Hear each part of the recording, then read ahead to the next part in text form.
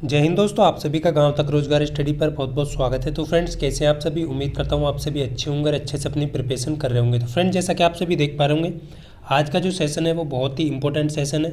और यहाँ पर आप सभी देख पा रहे होंगे 2 से लगभग 3 प्रश्न यहाँ पर जो है इसी वीडियो से आपके जो है एग्जाम में फंसने वाले हैं। तो आप सभी इस वीडियो को बड़े ध्यान से लगाइएगा और जितने भी क्वेश्चन मैं यहाँ पर करा रहा हूँ सभी को नोट करिएगा साथ के साथ।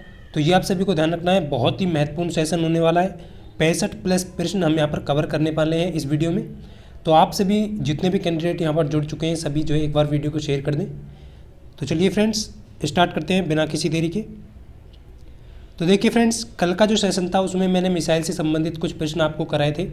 तो बहुत सारे कैंडिडेट ने इस प्रश्न का आंसर बिल्कुल सही दिया। RAW का फुल फॉर्म यहाँ पर पूछा गया है, यानी कि इसका अर्थ क्या है। तो फ्रेंड्स, यहाँ पर बहुत सारे कैंडिडेट ने बी ऑप्शन यहाँ पर सही दिया है, यानी कि रिसर्च एंड एनालिसिस विंग। तो इसका बिल्कुल सही है। और मैंने ये भी पूछा था कि आखिर ये है क्या, तो ये भारत की एक प्रमुख खुफिया एजेंसी है। तो इतना आपको यहाँ पर ध्यान रखना है और इसका फुल फॉर्म आपसे एग्जाम में पूछा जा सकता है। और इसका हेडक्वार्टर की बात करें तो इसका जो हेडक्वार्टर है फ्रेंड्स वो आपका नई दिल्ली में है। तो ये आप सभी को ध्यान रखना है, नई दिल्ली हो जाएगा इसका हेडक्वार्टर। और फ्रेंड्स, इसका जो गठन हुआ था वो आपका 21 सितंबर को हुआ था 1968 में। तो इतना भी आपको यहाँ पर ध्यान रखना है, बस इतना ही आपको ध्यान रखना है कि एक भारत की खुफिया एजेंसी है ये। इसकी full form research and analysis wing है। तो चलिए, इसका बी ऑप्शन बिल्कुल करेक्ट हो जाएगा। आज का फर्स्ट प्रश्न आप सभी के सामने है। देखिए, बहुत ही महत्वपूर्ण प्रश्न है और आप सभी के लिए लेकर के आया हूँ। तो आप सभी जो है साथ के साथ आंसर जरूर करें, जितने भी कैंडिडेट यहाँ पर जुड़े हुए हैं, और वीडियो को भी लाइक कर दिया करें। देखिए, आप सभी के लिए बहुत ही महत्वपूर्ण होने वाले हैं क्योंकि न्यूमेरिकल भी आपके एग्जाम में पूछे जाने वाले हैं। तो जितने भी कैंडिडेट डिप्लोमा वाले हों या फिर ITI के कैंडिडेट हों, सभी के लिए एफिशिएंट है ये वीडियो। तो आप सभी जो है बहुत अच्छे तरीके से इन प्रश्नों को करेंगे, देख पा रहा हूँ मैं। और साथ के साथ आपको तेज़ी के साथ यहाँ पर आंसर करना है। देखिए, आंसर भी आने लगा है कैंडिडेट का। यहाँ पर जो है सी ऑप्शन आ रहा है कुछ का। 10 वोल्ट के विभवांतर वाले 2 बिंदुओं पर 5C के चार्ज को स्थानांतरित करने पर, यानी कि आपको दिया गया कूलम, कितना दिया गया है 5C, यानी कि C का मतलब कूलम है। आवेश दिया गया है, चार्ज को स्थानांतरित करने में कितना कार्य करना होगा। देखिए, वर्क यहाँ पर आपसे पूछा है, आप सभी जानते हैं V बराबर होता है आपका W/Q, यानी कि 10 वोल्ट के विभवांतर वाले 2 बिंदुओं पर 5 कूलम के चार्ज को स्थानांतरित करने पर, तो आपका जो वर्क आपका जो भी हुआ है, तो आप सभी को यहाँ पर क्या करना है, V की वैल्यू रख देनी है। तो 10 हो जाएगा आपका, क्यों का इधर से मल्टीप्लाई हो जाएगा आपका यहाँ पर जो है, तो आपका यहाँ पर 5 हो जाएगा और W यहाँ पर जो है आपका निकल के आ जाएगा।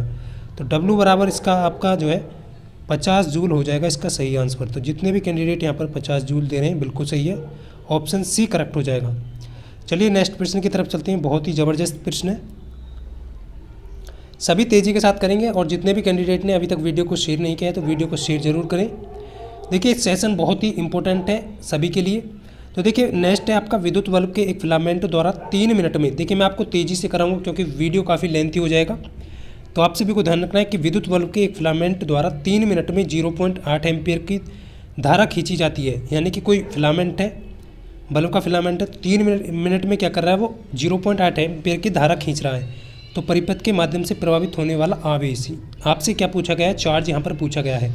तो आप सभी को ध्यान रखना है फ्रेंड्स, आवेश निकालने के लिए Q बराबर IT, आप सभी ने ये फॉर्मूला भी पढ़ा होगा जितने भी कैंडिडेट होंगे। तो आप सभी यहाँ पर देख पा रहे होंगे, आपको करंट दिया गया है 0.8 एम्पियर और आपका जो है समय, देखिए समय होता है आपका सेकंड में, यहाँ पर दिया गया है मिनट में। तो 3 मिनट को आप जो है सेकंड में बदलेंगे तो 60 से यहाँ पर जो है, क्योंकि 1 मिनट में 60 सेकंड होते हैं, तो यहाँ पर जो है 180 सेकंड इसका हो जाएगा। और यहाँ पर जैसे मल्टीप्लाई करेंगे 18 144 इसका जो है सही आंसर हो जाएगा। तो 144 जितने भी कैंडिडेट दे रहे हैं बिल्कुल सही है, ऑप्शन B करेक्ट हो जाएगा इसका। चलिए नेक्स्ट प्रश्न की तरफ चलते हैं। बहुत ही ज़बरदस्त प्रश्न है। देखिए, 2 चालक समान दिशा में धारा ले जाने पर, यहाँ पर पूछा गया है कि 2 चालक हैं और समान दिशाओं में धारा ले जाने पर क्या होगा। तो उन चालकों के बीच यहाँ पर पूछा गया है कि एक चालक दूसरे को आकर्षित करेगा। सेकंड ऑप्शन दिया गया है चालकों में प्रतिध्वनि होगी, चालक एक दूसरे को प्रतिकर्षित करेगा, या दोनों चालकों के बीच वोल्टता बढ़ेगी। देखिए, बहुत इंपॉर्टेंट है और एग्जाम में ये प्रश्न पूछे जाने वाले हैं। और 100% बता रहा हूँ मैं, ITI के जितने भी कैंडिडेट हैं और डिप्लोमा के भी, क्योंकि डिप्लोमा वाले का तो नॉन टेक्निकल होने वाला है, तो डिप्लोमा वाले के फिजिक्स के सभी फिजिक्स में यही प्रश्न पूछे जाते हैं और ITI के टेक्निकल में भी पूछे जाते हैं और फिजिक्स में भी। तो ये आप सभी को ध्यान रखना है, ये दोनों के लिए बहुत ही इंपॉर्टेंट है। तो फ्रेंड देख पा रहा हूँ मैं यहाँ पर आंसर आने लगा है ऑप्शन ए। कुछ कैंडिडेट का ऑप्शन ए आ रहा है, लेकिन कुछ यहाँ पर डिफरेंट आंसर कर रहे हैं। देखिए जब भी आपको ध्यान रखना है तो कि दो चालक समान दिशाओं में यदि धारा ले जा रहे हैं, समान दिशा में जब भी ले जाएंगे यानी कि एक ही दिशा में जा रहे हैं, तो वो सदैव आकर्षित करेंगे एक दूसरे को। यानी कि इसमें जो करंट है वो आपका आई है और इसमें भी जो करंट है वो आपका आई है। यानी कि एक ही दिशा में जा रहे हैं तो एक दूसरे को क्या करेंगे, यहाँ पर एक दूसरे को आकर्षित करेंगे। ये आपको यहाँ पर अट्रैक्शन हो जाएगा इसका, यहाँ पर जो है बिल्कुल ऑप्शन ए। तो ये आप सभी को ध्यान रखना है। अब एग्जामिनर आपसे पूछ सकता है कि यदि जो है दो चालक हैं और विपरीत दिशाओं में जो है धारा ले जा रहे हैं, तो वो क्या होगा, आपका प्रतिकर्षित होगा। उसके लिए क्या करेंगे, प्रतिकर्षित होगा। वो क्या करेंगे, एक दूसरे को प्रतिकर्षित करेंगे, यानी कि रिफ्लेक्शन करेंगे। तो ये आप सभी को ध्यान रखना है। तो लेकिन इस प्रश्न का जो सही आंसर हो जाएगा, क्या हो जाएगा, ऑप्शन यहाँ पर ए बिल्कुल करेक्ट हो जाएगा आप सभी का। तो जितने भी कैंडिडेट यहाँ पर ए ऑप्शन दे रहे हैं बिल्कुल सही है, ए ऑप्शन हो जाएगा। क्योंकि एक ही दिशा में जा रहा है तो एक दूसरे को क्या करेंगे, अट्रैक्ट करेंगे, अट्रैक्शन। ये आपको ध्यान रखना है। तो चलिए नेक्स्ट प्रश्न की तरफ चलते हैं।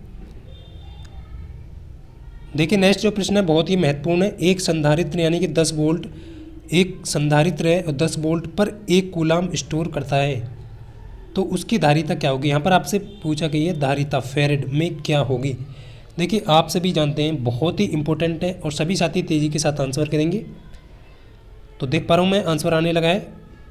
तो बिल्कुल यहाँ पर सी और कैंडिडेट जितने भी आंसर यहाँ पर कर रहे हैं सी ऑप्शन बिल्कुल सही हो जाएगा, 0.1 फैरेड। तो इसका सही आंसर ये हो जाएगा आपका जो है, देखिए एफ जो है वो आपका स्मॉल होगा यहाँ पर। अब होगा कैसे, देखिए वी आपको दिया गया है 10 वोल्ट, क्यों दिया गया आपका जो है यहाँ पर जो है 1 कूलाम, और धारिता आपसे पूछी है। तो आप सभी जानते हैं क्यों बराबर क्या होता है, CV होता है। आपको क्या करना है यहाँ पर, तो यहाँ पर आपको निकालना है क्या है, यहाँ पर निकालना है आपको C धारिता निकालनी है। तो आपको क्या करना है, Q/C हो जाएगा, V हो जाएगा यहाँ पर। तो Q की वैल्यू आपको दी गई है, कितनी दी गई है, 1, और वोल्ट जो है आपका 10 है। तो आप देख पाएंगे 0.1 फैरेड जो है इसका सही आंसर हो जाएगा। तो जितने भी कैंडिडेट यहाँ पर सी दे रहे हैं बिल्कुल सही हो जाएगा। चलिए नेक्स्ट प्रश्न की तरफ चलते हैं। देखिए नेक्स्ट प्रश्न बहुत अच्छा है कि 5 एम्पेयर की एक धारा 10 मिनट के लिए एक फिलामेंट द्वारा ली जाती है। यानी कि एक फिलामेंट है, उसके द्वारा जो है 10 मिनट में क्या कर रहा है कि 5 एम्पेयर की धारा ले रहा है वो। तो सर्किट के माध्यम से प्रभावित होने वाली चार्ज की यानी आवेश की मात्रा आपको यहाँ पर ज्ञात करनी है। तो वेरी वेरी इंपॉर्टेंट प्रश्न है ये भी। तो आपसे भी देख पा रहे होंगे यहाँ पर जो है क्वेश्चन बहुत अच्छा है। तो देखिए यहाँ पर जो है आप सभी को क्या करना है, पहले तो आई आप जानते हैं, यहाँ पर आई कितना हो जाएगा, यहाँ पर 5 एम्पियर आई आप दिया गया है। समय आपको निकालना है, समय आपका 10 मिनट है। तो 10 में आपका जो है सेकंड करने के लिए 60 से मल्टीप्लाई करेंगे, यानी कि आपका जो है 600 सेकंड हो जाएगा। ये आपको ध्यान रखना है। अब आपसे पूछा गया है, तो आप सभी जानते हैं चार्ज पूछा है यहाँ पर, तो Q बराबर IT आपको होना है। तो ये आपको ध्यान रखना है, इसीलिए यहाँ पर जो है 5 गुना आप 600 करेंगे। तो यहाँ पर जो है सही आंसर आपका क्या हो जाएगा, तो ये आपका हो जाएगा 3000 कूलाम। C क्या करेगा, कूलाम, आवेश को कूलाम में मापते हैं ना हम। तो इसकी C यहाँ पर A ऑप्शन बिल्कुल सही हो जाएगा। जितने भी कैंडिडेट A ऑप्शन कर रहे हैं बिल्कुल सही है। चलिए नेक्स्ट प्रश्न की तरफ चलते हैं। बहुत ही ज़बरदस्त प्रश्न है और जितने भी कैंडिडेट यहाँ पर जुड़े हुए हैं सभी से कहूँगा कि फ्रेंड्स वीडियो को लाइक ज़रूर करें। देखिए बहुत इंपॉर्टेंट सेशन है। तो चलिए यहाँ पर जल्दी से सभी साथी जो है आंसर करेंगे। क्या हो जाएगा इस प्रश्न का सही आंसर, 10 ओम के प्रतिरोध में 0.5 एम्पियर की धारा प्रभावित हो रही है। यानी कि 10 ओम का कोई रेजिस्टेंस है, उसके अंदर क्या हो रहा है, 0.5 एम्पियर की करंट प्रभावित हो रही है, फ्लो कर रही है। तो इस प्रतिरोध में 1 मिनट में प्रभावित होने वाले आवेश की मात्रा, देखिए बहुत इंपॉर्टेंट है। यहाँ पर जो है आपको प्रतिरोध भी दिया गया है, करंट भी दी गई है, समय भी 1 मिनट दिया गया है, आवेश पूछा है। लेकिन फ्रेंड्स आपको ध्यान रखना है, जब भी आपको इस तरीके से एग्जामिनर पूछे, टाइम दिया गया है आपको 1 मिनट यानी कि 60 सेकंड, धारा दी गई है आपको यहाँ पर कितनी दी गई है, 0.5 एम्पियर, प्रतिरोध दिया गया है आपको 10 ओम, बट आपको यहाँ पर चार्ज आवेश की मात्रा यहाँ पर ज्ञात करनी है। तो Q बराबर IT, यही फॉर्मूला आपको लगाना है, क्योंकि आपसे सिर्फ प्रतिरोध तो आपको घुमाने के लिए यहाँ पर दिया गया है एग्जामिनर के द्वारा। तो जैसे आप I 0.5 को T से मल्टीप्लाई करेंगे यहाँ पर 60 से, तो 6 पंजे 30 हो जाएगा ये, यानी कि आपका जो है 30 कूलाम चार्ज हो जाएगा। Option A correct. A option बिल्कुल सही है। जितने भी कैंडिडेट ए ऑप्शन दे रहे हैं बिल्कुल सही हो जाएगा। चलिए नेक्स्ट प्रश्न की तरफ चलते हैं। देखिए तेजी के साथ सभी आंसर करेंगे यहाँ पर। निम्न में से किस राशि का मान स्थान बदलने पर भी परिवर्तित नहीं होता? बहुत ही इम्पोर्टेंट है, परीक्षा में पूछा जाएगा और ITI के कैंडिडेट से तो ये प्रश्न जो है अक्सर पूछा जाता है। तो जितने भी कैंडिडेट हैं कि कौन सी राशि है जिसका स्थान बदलने पर भी वो परिवर्तित नहीं होगी? 4 ऑप्शन दिए गए हैं। तो देख पा रहा हूँ यहाँ पर आंसर आने लगा है। कुछ कैंडिडेट का बिल्कुल सही आ रहा है। ए ऑप्शन बिल्कुल करेक्ट है आपका। द्रव्यमान जो है वो आपका, देखिए फ्रेंड्स, द्रव्यमान जो है वो वह राशि है जो स्थान बदलने पर भी परिवर्तित नहीं होती है। ये आपको यहाँ पर ध्यान रखना है। बदलता क्या है? जब भी आपसे द्रव्यमान दे तो द्रव्यमान आपका नहीं बदलेगा। भार या वजन आपको दे, ये आपको ध्यान रखना है। भार या वजन पूछे तो वो है स्थान बदलने के साथ बदलता है। तो ये आप सभी को ध्यान रखना है। क्या होगा? ये बदलेगा। कौन बदलेगा? वजन या भार। लेकिन द्रव्यमान यहाँ पर नहीं बदलता है। आप सभी देख पा रहे होंगे ऑप्शन में बाकी जो है गुरुत्वाकर्षण भी बदलेगा। यहाँ पर जो है घर्षण बल के कारण बल भी बदलेगा। तो इस तरीके से इस प्रश्न को आप आसानी से कर सकते हैं, क्योंकि ये हर स्थान पर जो है द्रव्यमान जो है आपका कांस्टेंट रहता है। क्या होता है? क्या रहता है? कांस्टेंट रहता है, यानी कि नियत। चलिए नेक्स्ट प्रश्न की तरफ चलते हैं। बहुत ही ज़बरदस्त प्रश्न है। देखिए नेक्स्ट जो प्रश्न है बहुत इंपॉर्टेंट है। 450 न्यूटन भार वाली एक लकड़ी का जो द्रव्यमान है क्या होगा? देखिए न्यूटन में आपको जो है भार दिया गया है यहाँ पर। 450 न्यूटन भार वाली एक लकड़ी का द्रव्यमान क्या होगा? वेरी वेरी इंपॉर्टेंट प्रश्न, क्योंकि इसी प्रकार के न्यूमेरिकल आपसे पूछे जाएंगे। ज़्यादा डिफिकल्ट न्यूमेरिकल यहाँ पर नहीं पूछेगा। DRDO में जिस तरीके के प्रश्न पूछे जाते हैं वो सभी मैं आपको करा रहा हूँ। कुछ कैंडिडेट जो है यहाँ पर कहने वाले हैं, एक आध कैंडिडेट क्या आते हैं कि सर क्या इस लेवल के DRDO क्वेश्चन पूछता है? तो बिल्कुल हाँ, इसी लेवल के क्वेश्चन आपको देखने को मिलेंगे। तो देखिए फ्रेंड्स, यहाँ पर जो है सबसे मेन जो है क्वेश्चन क्या है? देखिए मेन है आपका यहाँ पर 450 न्यूटन भार। तो फ्रेंड्स ये क्या दिया गया? आपका भार दिया गया, यानी कि भार है W बराबर दिया गया आपको 450 न्यूटन। अब देखिए भार 450 न्यूटन है और W बराबर आपका क्या होता है? W बराबर होता है आपका mg। W का वैल्यू 450 आपको दिया गया है न्यूटन में, और m का वैल्यू आपको यहाँ पर पूछा गया है, और g का वैल्यू आपको क्या करना है? ये है आपका गुरुत्वीय त्वरण। तो g का वैल्यू 9.8 रखेंगे आप, या 10 रखकर भी आप कर सकते हैं, बट यहाँ पर पॉइंट में आंसर दिया गया होगा आपका, तो आपको 9.8 रखना है यहाँ पर। और जैसे ही आप यहाँ पर देख पा रहे होंगे 450 में आप जो है 9.8 का भाग देंगे, डिवाइड करेंगे 9.8 से, तो यहाँ पर जो है 45.9 kg इसका सही आंसर हो जाएगा। तो डी ऑप्शन जितने भी कैंडिडेट कर रहे हैं बिल्कुल सही हो जाएगा आप सभी का। देखिए 10 रखकर भी आप जो है जल्दी से क्वेश्चन को सॉल्व कर सकते हैं, बट कहीं कहीं पर क्या होता है कि आपका जो है 9.8 जो है इसकी वैल्यू होती है। चलिए नेक्स्ट प्रश्न है उसको देखेंगे फ्रेंड्स। यहाँ पर जो है किसी बंदूक से बुलेट दागने पर बुलेट की जो गतिज ऊर्जा जो है वो क्या होती है? बंदूक की तुलना में कम, या बंदूक की तुलना में अधिक, या अगणनीय, या बंदूक के बराबर। यहाँ पर आपसे गतिज ऊर्जा पूछी है। देखिए कोई बंदूक है और आपने बंदूक से बुलेट दागी, तो बुलेट की जो गतिज ऊर्जा होगी, यानी कि गोली की पूछ रहा है वो आपसे, तो वो कितनी होगी? यानी बंदूक की तुलना में कम होगी, ज़्यादा होगी, या बंदूक के बराबर होगी? तो देखिए इसका सही आंसर बिल्कुल देख पा रहा हूँ कुछ कैंडिडेट ने किया है, तो बंदूक की तुलना में अधिक होगी। बंदूक की तुलना में क्यों अधिक होगी फ्रेंड्स? आप सभी जानते हैं बंदूक का जो द्रव्यमान है वो अधिक है, यानी कि बंदूक का द्रव्यमान आप मान लीजिए यहाँ पर M1 है और बुलेट जो है वो आपका M2 है, तो M1 जो है वो आपका द्रव्यमान अधिक है, और जबकि यहाँ पर देख पा रहे हैं बुलेट का द्रव्यमान कम होगा। इसी प्रकार जो है वेग की बात करें तो वेग जो है आपका, वेग किसका अधिक होगा? जो हल्का होगा उसी का वेग अधिक होगा। तो V2 जो है आपका यहाँ पर जो है बुलेट का वेग अधिक होगा, और V1 जो है मान लेते हैं हम जो है बंदूक का वेग है, तो बंदूक का वेग कम होगा, क्योंकि उतनी ही गति से पीछे नहीं जाएगी बंदूक। जैसे आप गोली दागते हैं तो पीछे को झटका लगता है ना, लेकिन इतनी गति से नहीं लगेगा जितनी गति से बुलेट जाएगी। तो इसलिए जो है अब आप सभी यहाँ पर जो है गतिज ऊर्जा आप सभी जानते हैं ½ mv² होता है, ये होता है। तो इसमें जैसे आप रखेंगे तो मैक्सिमम वैल्यू जो होगी वो किसकी होगी? तो बंदूक की तुलना में अधिक होगी, किसकी? बुलेट की। तो आपका सी ऑप्शन इससे हो जाएगा बिल्कुल सही।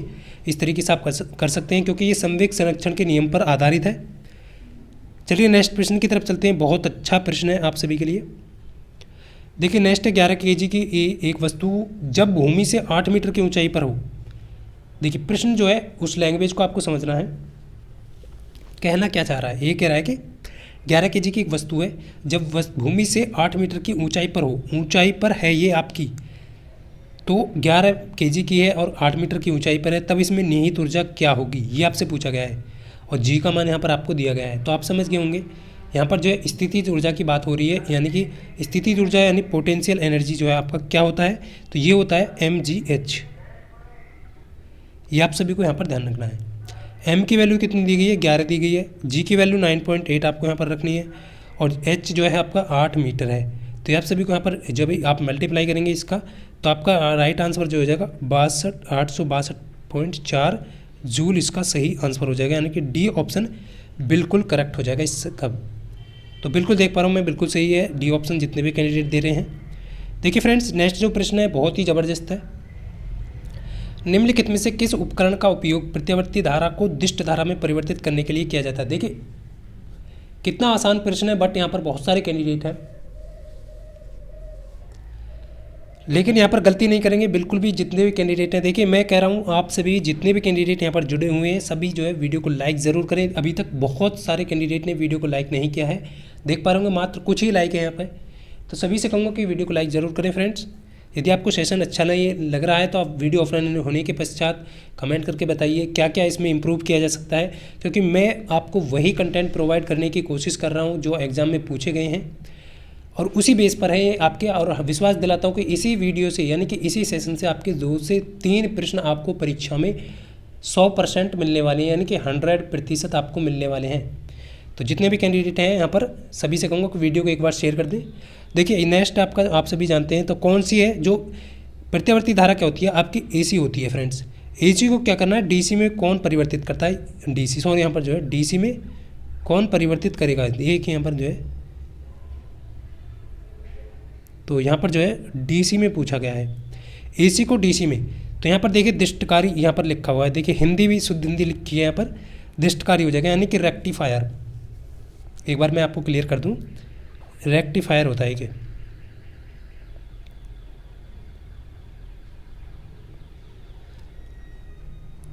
तो ये हो जाएगा आपका रेक्टिफायर। तो ये आप सभी को ध्यान रखना है, दिष्टधारी यानी रेक्टिफायर जो क्या करता है आपका AC को DC में कन्वर्ट करता है। और आप सभी को यहाँ पर ध्यान रखना है, देखिए कैलोरीमीटर आपसे यदि पूछा जाए एग्जाम में तो ये क्या कहता है, ऊष्मा की माप है। कैलोरीमीटर किसकी माप है, ऊष्मा की माप है।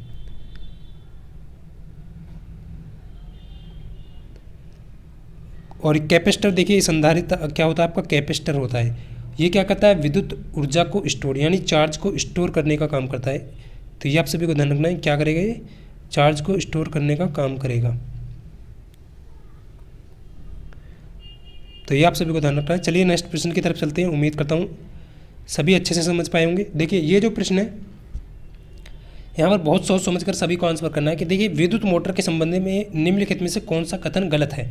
अब देखिए आपने पढ़ाई की है तो आप गलत क्वेश्चन यहाँ पर आसानी से ढूंढ पाएंगे, लेकिन कुछ कैंडिडेट हैं क्वेश्चन बहुत आसान है। देखिए विद्युत मोटर के संबंध में निम्नलिखित में से कौन सा कथन गलत है, ना कि आपको सही ढूंढना है, यहाँ पर क्या करना है, गलत कथन ढूंढना है। तो देखिए पहला क्वेश्चन जो ऑप्शन है, विद्युत मोटर में विद्युत ऊर्जा को यांत्रिक ऊर्जा में परिवर्तित करती है, तो बिल्कुल इसका जो है ये आपका बिल्कुल सही है। नेक्स्ट आपका दिष्ट धारा को सार्वत्रिक विद्युत मोटर, ये विद्युत मोटर के प्रकार हैं।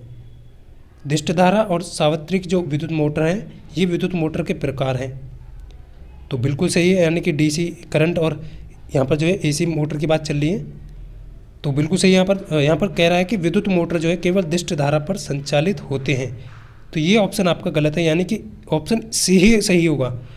कथन गलत है बट ये ऑप्शन यहाँ पर राइट हो जाएगा, क्योंकि आपसे गलत कथन पूछा है तो गलत है, और लेकिन ऑप्शन आपसे पूछा जाए तो यहाँ पर सी ऑप्शन बिल्कुल सही हो जाएगा। बाकी जो है सभी यहाँ पर सही है, क्योंकि विद्युत मोटर बल उत्पन्न करने के लिए विद्युत मोटर के चुंबकीय क्षेत्र का घुमावदार धाराओं के बीच जो है अंतःक्रिया के माध्यम से काम करती है, तो बिल्कुल सही है। ये तीनों ऑप्शन सही है, जबकि यहाँ पर सी ऑप्शन गलत है, तो सी ही आपका बिल्कुल सही आंसर हो जाएगा। जितने भी कैंडिडेट यहाँ पर सी कर रहे हैं बिल्कुल सही हो जाएगा, क्योंकि विद्युत मोटर जो है आपका DC और AC दोनों पर जो है संचालित होती है, ये आपको ध्यान रखना है, और ये फेरेड के सिद्धांत पर कार्य करती है, तो ये आप सभी को यहाँ पर ध्यान रखना है, वेरी वेरी इंपॉर्टेंट है। चलिए नेक्स्ट प्रश्न देख लेते हैं।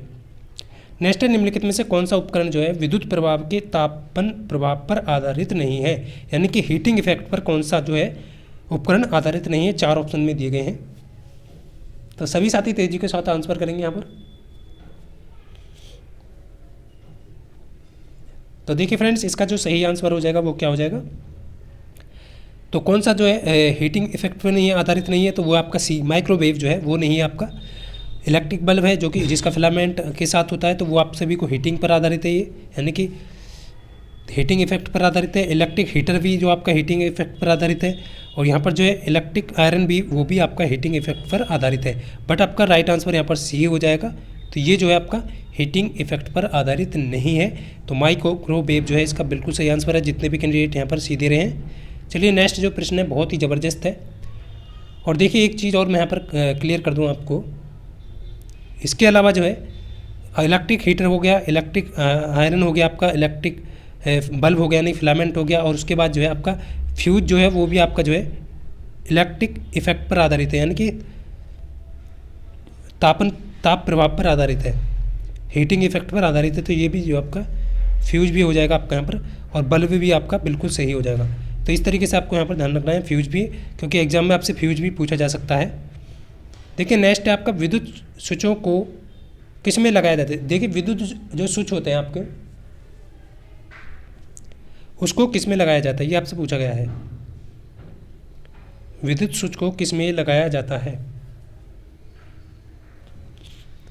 देखिए आंसर आने लगा है, तो बिल्कुल ए ऑप्शन जितने भी करेक्ट दे रहे हैं सभी हो जाएगा। लाइव तार में, लाइव तार यानी कि लाइव जो वायर होगी उसकी, जिसमें आपका जो है फेस होता है आपका, उसी में लगाया जाता है। तो ये आप सभी को ध्यान रखना है। स्विच हो गए आपके, या फिर आपका फ्यूज हो गया, ये भी आपको ध्यान रखना है कि फ्यूज जो है वो भी जो है आपका लाइव तार में लगाया जाता है, यानी कि फेस में लगाया जाता है। तो ऑप्शन ए बिल्कुल करेक्ट हो जाएगा। चलिए नेक्स्ट देखते हैं, बहुत ही ज़बरदस्त, सभी साथियों को यहाँ पर बिल्कुल सही आंसर आ रहा है ज़्यादातर कैंडिडेट का। देखिए मैं सभी से कहूँगा कि आप सभी जितने भी कैंडिडेट जुड़े हुए हैं सभी आंसर जरूर किया करें, जिससे कि आपको मालूम चल सके कि आप कितने क्वेश्चन के आंसर यहाँ पर बिल्कुल सही दे पा रहे हैं। देखिए एक परिणाम पत्र का जो कोर है वो पटलित क्यों करते हैं। देखिए यहाँ पर लिखा गया है कि एक परिणाम पत्र का कोर जो है वो पटलित मतलब लेमिनेटेड क्यों करते हैं, ये आपसे पूछा गया है। किस लिए हम लेमिनेटेड जो है उसका कोर रखते हैं। ये परिणाम मित्र क्या है, ट्रांसफार्मर की बात चल रही है फ्रेंड्स। जितने भी कैंडिडेट को यहाँ पर समझ में नहीं आ रहा है कि ट्रांसफार्मर का जो कोर होता है उसे लेमिनेटेड क्यों करते हैं, ये पूछा गया आपसे। 4 ऑप्शन दिए गए हैं। कोर की विद्युत चालकता को बढ़ाने के लिए, कोर की चुंबकशीलता को बढ़ाने के लिए, भंवर धारा को कम करने के लिए, भंवर धारा को कम करने के लिए, और यहाँ पर जो है आपसे भंवर धाराओं को बढ़ाने के लिए या क्षमता को सुधारने के लिए। देखिए प्रश्न बहुत ही अच्छा है। तो देखिए यहाँ पर जो है बिल्कुल सी ऑप्शन जितने भी कैंडिडेट कर रहे हैं बिल्कुल सही हो जाएगा। भंवर धाराओं हानि को कम करने के लिए जो है लेमिनेटेड जो है आपका ट्रांसफार्मर की कोर जो लेमिनेटेड रखते हैं। तो ये किसकी बनी होती है, ये सिलिकॉन स्टील की बनाई जाती हैं, ज़्यादातर आपको देखने को मिल जाएंगी। तो आप सभी को ध्यान रखना है, भंवर धारा जो होती हैं उनकी हानि को कम करने के लिए जो है क्या क्या विशेषताएं होनी चाहिए। एक तो आपकी होनी चाहिए कि उच्च चुंबकशीलता होनी चाहिए, कम हिस्टेरिसिस जो हानियाँ हैं ये भी आपकी जो है बहुत कम होनी चाहिए, कम भंवर धारा होनी चाहिए, तभी जो है आपका जो है एक बेहतरीन आपका ट्रांसफार्मर होगा जो है आपके लिए। तो आप सभी को ये चीज़ ध्यान रखनी है कि उच्च विद्युत प्रतिरोधकता इसकी होनी चाहिए। तो वेरी वेरी इंपॉर्टेंट है, भंवर धाराएं हो जाएंगे इसका बिल्कुल करेक्ट आंसर। जितने भी कैंडिडेट यहाँ पर सी ऑप्शन कर रहे हैं बिल्कुल सही है। अब देखिए नेक्स्ट जो प्रश्न है, नेक्स्ट देखेंगे फ्रेंड्स, इससे संबंधित है कि एक आदर्श ट्रांसफार्मर में क्या क्या हो सकता है, क्या क्या इसके लिए जो है आवश्यक है आदर्श ट्रांसफार्मर के लिए। तो यहाँ पर देखिए 4 ऑप्शन यहाँ पर दिए गए हैं। कुंडली में प्रतिरोध नहीं होता, बिल्कुल सही है, ये भी होना चाहिए। एक आइडियल जो ट्रांसफार्मर होगा उसमें जो है कुंडलों में जो आपकी कुंडली होंगे उसके उनमें जो है प्रतिरोध नहीं होगा। ये आपका कोर यानी कि कोर में किसी भी प्रकार की हानि ना हो, बिल्कुल सही है, ये भी आवश्यक है आइडियल ट्रांसफार्मर के लिए। कोर में अनंत पारगम्य यानी कि चुंबकशीलता होती है, तो ये भी बिल्कुल आवश्यक है। यानी कि सभी ऑप्शन जो है यहाँ पर बिल्कुल सही है आपका, इनमें से सभी। और इसके अलावा क्या क्या आवश्यकता हो सकती है आइडियल ट्रांसफार्मर के लिए, तो 100% इसकी दक्षता होनी चाहिए, 100% दक्षता। तो ये इसकी 100% दक्षता होती है। और दोनों कॉइलों के बीच जो है इसके जो है अनंत प्रतिरोध होगा। देखिए कॉइलों में जो प्रतिरोध होगा वो नहीं, बिल्कुल भी नहीं होना चाहिए, बट कॉइल के बीच में जो है, दोनों कॉइल के बीच में दोनों कॉयल जो है वो आपकी, उनके बीच में क्या होना चाहिए, अनंत प्रतिरोध होना चाहिए, यानी इनफाइनाइट प्रतिरोध होना चाहिए। ये आप सभी को बेहतरीन आइडियल ट्रांसफार्मर के लिए आवश्यक है, तो ये आप सभी को ध्यान रखना है। ये भी आपका जो है और ये भी। चलिए नेक्स्ट प्रश्न की तरफ चलते हैं, बहुत ही ज़बरदस्त है। देखिए नेक्स्ट जो प्रश्न है वो है जनित्र यानी कि जनरेटर की बात कर रहे हैं यहाँ पर, के संबंध में निम्नलिखित में से कौन सा कथन सत्य है। देखिए जनरेटर के संबंध में यहाँ पर पूछा है, जिसे आप डायनेमो यहाँ पर जो है डायनेमो भी कहते होंगे बहुत सारे कैंडिडेट। तो इसका जो है जनरेटर की बात संबंध में कौन सा कथन सत्य है। देखिए ये क्या करता है, ऑप्शन बिल्कुल ए करेक्ट है, जितने भी कैंडिडेट ए दे रहे हैं। ये क्या करता है, यांत्रिक ऊर्जा को विद्युत ऊर्जा में परिवर्तित करता है। तो कैसे याद रखेंगे, डायनेमो या जनरेटर आपको दिया है तो डायनेमो, लास्ट में 2 वर्ड आपके एम ओ आ रहा है, तो ओ को क्या करेंगे, ई में कन्वर्ट कर देंगे। तो एम से क्या होता है, मैकेनिकल को इलेक्ट्रिकल में। तो ये आपका ट्रिक है, आपको ध्यान रखना है। डायनेमो यानी कि एम ओ को क्या करना है, ई कर देना है, तो मैकेनिकल को इलेक्ट्रिकल में परिवर्तित करेगा, जनरेटर हो या फिर डायनेमो। और ये आपके लिए बहुत इंपॉर्टेंट है, और ये विद्युत चुम्बकीय प्रेरण के सिद्धांत पर ही वर्क करता है। ये आपको यहाँ पर ध्यान रखना है। तो क्या हो जाएगा आपका, जबकि यहाँ पर जो है ये बाकी जो ऑप्शन है आपके ये गलत हैं, क्योंकि उच्च प्रभाव वेग नहीं करेगा, ये भी गलत है।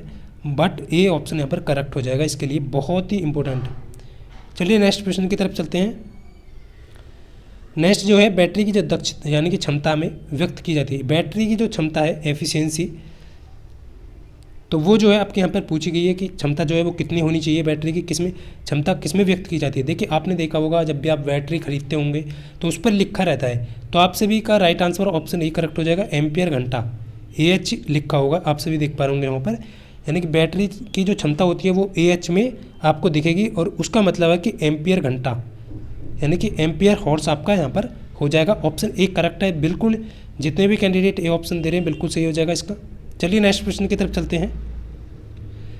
देखिए नेक्स्ट जो प्रश्न है मुक्त रूप से यहाँ पर लिया गया है कि निलंबित चुंबक किस दिशा की ओर संकेत करती है। देखिए मुक्त रूप से कोई चुंबक लटकी हुई है, निलंबित चुंबक जो है वो किस दिशा की ओर संकेत करेगी, और ये तो बहुत आसान प्रश्न है, और उम्मीद करता हूँ इसका जो आंसर है सभी कैंडिडेट बिल्कुल सही देने वाले हैं। तो जल्दी से यहाँ पर सभी साथी आंसर करेंगे तेज़ी के साथ। बिल्कुल यहाँ पर ए ऑप्शन बिल्कुल करेक्ट हो जाएगा, जितने भी कैंडिडेट उत्तर दक्षिण बता रहे हैं बिल्कुल सही है। तो देखिए जो उत्तर जो होता है वो आपका धनात्मक ध्रुव को दर्शाता है, और दक्षिण जो होता है वो दक्षिण ध्रुव को दर्शाता है, यानी कि ऋणात्मक ध्रुव को दर्शाएगा। तो ये आप सभी इससे एग्जाम में भी पूछ लिया जाएगा कि उत्तर जो है वो कौन से ध्रुव को दर्शाएगा, तो धनात्मक ध्रुव को, और ये जो है आपका ऋणात्मक ध्रुव को। तो ये आपको ध्यान रखना है नेगेटिव, और ये आपका पॉजिटिव। तो ये आपको ध्यान रखना है, बी ऑप्शन बिल्कुल करेक्ट हो जाएगा, जितने भी कैंडिडेट बी दे रहे हैं बिल्कुल सही है। चलिए नेक्स्ट प्रश्न की तरफ चलते हैं, बहुत ही ज़बरदस्त है। और यहाँ पर जितने भी कैंडिडेट जुड़े हुए हैं फ्रेंड्स, एक बार फिर से कहूँगा कि वीडियो को यदि आपने लाइक नहीं किया है तो वीडियो को लाइक ज़रूर करें। बाकी आपकी मर्जी है कि आपको लाइक करना है नहीं करना है। देखिए यहाँ पर जो है सेशन बहुत ही इंपॉर्टेंट है, और इसके सभी प्रश्न जो है आपको विद सॉल्यूशन के साथ मिल जाएंगे। इसका PDF आपको प्रोवाइड कर दिया जाएगा, तो आप बिल्कुल भी यहाँ पर टेंशन ना लें जितने भी कैंडिडेट हैं। बट आपको रिवीजन जरूर करना है फ्रेंड्स, क्योंकि आप रिवीजन करेंगे बार बार और एग्जाम में इसी प्रकार के प्रश्न आएंगे तो आप तुरंत प्रश्न का आंसर दे पाएंगे, और टाइम की भी बचत वहाँ पर हो पाएगी। अब देखिए यहाँ पर जो है क्वेश्चन है कि जब अर्धचालक पदार्थ में दाता प्रकार की अशुद्धि जोड़ी जाती है तो तब कौन सा यहाँ पर जो है पदार्थ होगा बनेगा, यहाँ पर अर्धचालक बनेगा, ये आपसे पूछा गया है। देखिए प्रश्न बहुत ही इंपॉर्टेंट है, यहाँ पर सेमीकंडक्टर पदार्थ की बात कर रहे हैं कि दाता प्रकार की अशुद्धि यहाँ पर पूछा गया है।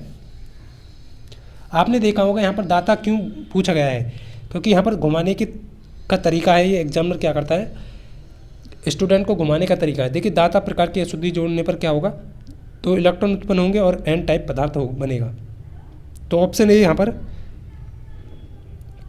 ए ऑप्शन बिल्कुल सही है, क्योंकि दाता प्रकार में क्या होगा इलेक्ट्रॉन उत्पन्न होंगे, यानी कि मुक्त इलेक्ट्रॉन मिलेगा और क्या होगा आपका एन टाइप का पदार्थ बनेगा। तो दाता क्या हो जाए यहाँ पर होता है आपका, देखिए 5 संयोजी इलेक्ट्रॉन की अशुद्धि मिलाएंगे, यहाँ पर क्या होगा 5, यानी कि आप सभी को ध्यान रखना है दाता आए तो आपको 5 इलेक्ट्रॉन मिलाने वाले, यानी कि 5 संयोजी इलेक्ट्रॉन होंगे इसमें। और जब आपसे ग्राही पूछा जाए तो ग्राही के लिए आपका 3 इलेक्ट्रॉन, ये ट्राइवेलेंट और 5 वैलेंट, ये आप सभी को यहाँ पर ध्यान रखना है। ये होगा। इसमें जो है 3 इलेक्ट्रॉन मिलाए जाते हैं और इसमें क्या होता है कि इसमें पी टाइप पदार्थ बनता है। क्या बनता है? पी टाइप अर्धचालक बनेगा। और इसमें क्या बनना है, जिसमें हम 5 मिलाएं यदि दाता टाइप का होगा उसमें क्या होगा, 4 क्या होगा, 4 तो आपने जो है सहसंयोजक बंध बना लेगा, सही से बंध बना लेगा, बट एक आपका मुक्त रह जाएगा इलेक्ट्रॉन। वो क्या करेगा, इधर उधर जो है वो दाता का कार्य करता है, यानी कि मुक्त इलेक्ट्रॉन जो है वही पी टाइप पदार्थ होगा। अब देखिए यहाँ पर जो है अब कौन कौन से आपसे एग्जामिनर पूछ सकता है कि दाता प्रकार का कौन सा नहीं है। निम्नलिखित में से आपको दे दिएगा फास्फोरस, इंडियम वगैरह। तो इंडियम दे दिया, बोरोन दे दिया, ये भी आपको एल्युमिनियम दे दिया। तो आपसे पूछेगा कि 5 संयोजी इलेक्ट्रॉन किस में होते हैं, तो आपके फास्फोरस हो गया, एंटीमनी हो गया, बिस्मिथ हो गया, ये सभी 5 वैलेंट है, यानी कि 5 संयोजी इलेक्ट्रॉन इसमें होते हैं। और ट्राईवैलेंट में कौन कौन से होते हैं, आपके इंडियम हो गया, आपका बोरोन हो गया, ये आप सभी को ध्यान रखना है, एल्युमिनियम हो गया, ये आप सभी को जो है ट्राईवैलेंट होते हैं। तो ये आप सभी को ध्यान रखना है, वेरी वेरी इंपॉर्टेंट है। इसका ऑप्शन ए बिल्कुल करेक्ट है। जितने भी कैंडिडेट ए ऑप्शन दे रहे हैं बिल्कुल सही हो जाएगा। चलिए नेक्स्ट प्रश्न की तरफ चलते हैं। देखिए नेक्स्ट जो है वो आपको ध्यान रखना है कि प्रवर्धक यानी कि एम्पलीफायर का उद्देश्य क्या है। बहुत ही आसान प्रश्न है फ्रेंड्स। पूछा गया है कि एम्पलीफायर जो है उसका उद्देश्य क्या है। तो जल्दी से यहाँ पर कमेंट करेंगे जितने भी कैंडिडेट जुड़े हुए हैं सभी जो है तेज़ी के साथ। तो फ्रेंड्स बिल्कुल देख पा रहा हूँ मैं यहाँ पर आंसर आने लगा है, बिल्कुल सही हो जाएगा। क्या हो जाएगा, देखिए ए ऑप्शन, यानी कि आगत संकेतों की शक्ति या धारा या वोल्टेज को बढ़ाना। एम्पलीफायर मिस मतलब कि एम्पलीफिकेशन क्या करेगा, ये एम्पलीफिकेशन करेगा किसका, पावर का या वोल्टेज का या फिर करंट का। ये आप सभी को ध्यान रखना है। ऑप्शन ए बिल्कुल यहाँ पर करेक्ट हो जाएगा। जितने भी कैंडिडेट ऑप्शन ए दे रहे हैं बिल्कुल सही है। क्या करता है, ये बड़ा संकेत यानी सिग्नल को क्या करेगा, ये बदल देगा, क्या कर देगा, बदल देगा। तो ये आप सभी को यहाँ पर ध्यान रखना है, बिल्कुल सही है सभी कैंडिडेट का यहाँ पर। चलिए नेक्स्ट प्रश्न की तरफ चलते हैं, बहुत ही अच्छा प्रश्न है। MOS का पूर्ण रूप क्या है। सभी कैंडिडेट यहाँ पर जो है तेजी के साथ टाइप करेंगे कि MOS का पूर्ण रूप क्या हो जाएगा फ्रेंड्स। देखिए यहाँ पर जो है, देखिए ऑप्शन में तो वैसे आप सभी ज़्यादातर कैंडिडेट इसका बिल्कुल सही आंसर देने वाले हैं, क्योंकि आप सेमीकंडक्टर पढ़ रहे हैं और MOS का पूर्ण रूप जो है मेटल ऑक्साइड सेमीकंडक्टर हो जाएगा, यानी कि ऑप्शन ए बिल्कुल करेक्ट हो जाएगा इसका। तो ये आप सभी को ध्यान रखना है, अर्धचालक तकनीकी है। ये क्या है, मेटल MOS क्या है, ये एक अर्धचालक तकनीकी है। ये आप सभी को यहाँ पर ध्यान रखना है, जो कि ट्रांजिस्टर में प्रयोग की जाती है। और आप सभी को ध्यान रखना है, ज़्यादातर जो MOS जो है मेटल ऑक्साइड सेमीकंडक्टर है वो सिलिकॉन और जर्मेनियम के बनाए जाते हैं। तो ये आप सभी को ध्यान रखना है। ऑप्शन ए बिल्कुल करेक्ट है। सभी कैंडिडेट ने, ज़्यादातर कैंडिडेट ने बिल्कुल सही आंसर दिया है ऑप्शन ए। देखिए GPS का फुल फॉर्म भी आपसे यहाँ पर जो है पूछा जा सकता है परीक्षा में। तो सभी कैंडिडेट जो है तेज़ी के साथ आंसर करेंगे यहाँ पर। वैसे भी आप सभी जानते हैं फ्रेंड्स, गला अभी जो है प्रॉपर तरीके से जो है सही नहीं हुआ है, आपको बैठी बैठी सी आवाज़ लग रही होगी। देखिए GPS का जो पूरा नाम है वो क्या होगा, बट मेरा उद्देश्य क्या है कि आप सभी को परीक्षा से पहले वो सभी कंटेंट प्रोवाइड कर दूं जो कि आपके जो है एग्ज़ाम में 100% फंसे और आपको बहुत बेनिफिट यहाँ से मिले। क्योंकि आप सभी जितना ज़्यादा स्कोर जो यहाँ पर इंक्रीज़ कर पाएंगे तभी जो है आपको लास्ट मेरिट तक आपका जो है सिलेक्शन होना उचित रहेगा। क्योंकि आप सभी यदि टियर फर्स्ट में ही अच्छा, देखिए ITI वाले कैंडिडेट की बात करूँ तो टियर फर्स्ट में ही जितना स्कोर जो कर पाएंगे उसी पर लास्ट तक मेरिट उनकी बनेगी। लेकिन डिप्लोमा वाले उनका क्या होगा कि फर्स्ट मेरिट जो होगी वो केवल 1:8 में कैंडिडेट को बुलाएगी, यानी कि 8 कैंडिडेट में अपना नाम उन्हें बनाना है, यानी अपना जो है स्थान लेना है। और लेकिन यहाँ पर जो है ITI के कैंडिडेट को तो लास्ट तक जाना है, ट्रेड टेस्ट के लिए भी जाना है, तब भी उसके बाद भी एक कट ऑफ आती है, तो उसका भी फाइनल वहीं पर जाकर के होगा कि आपने फर्स्ट में कितना स्कोर किया।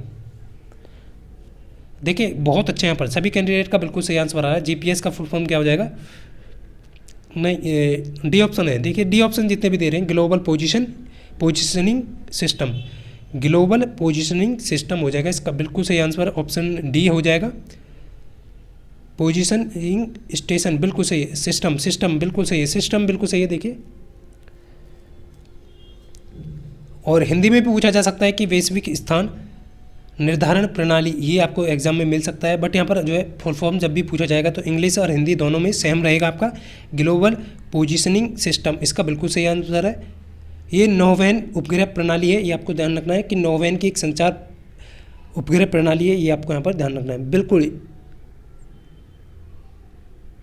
इसका बड़े पैमाने पर प्रयोग किया जाता है, किसके द्वारा, USA के द्वारा, रक्षा विभाग के, जो USA का रक्षा विभाग है उसके द्वारा। तो ये आप सभी को ध्यान रखना है, वेरी वेरी इंपॉर्टेंट।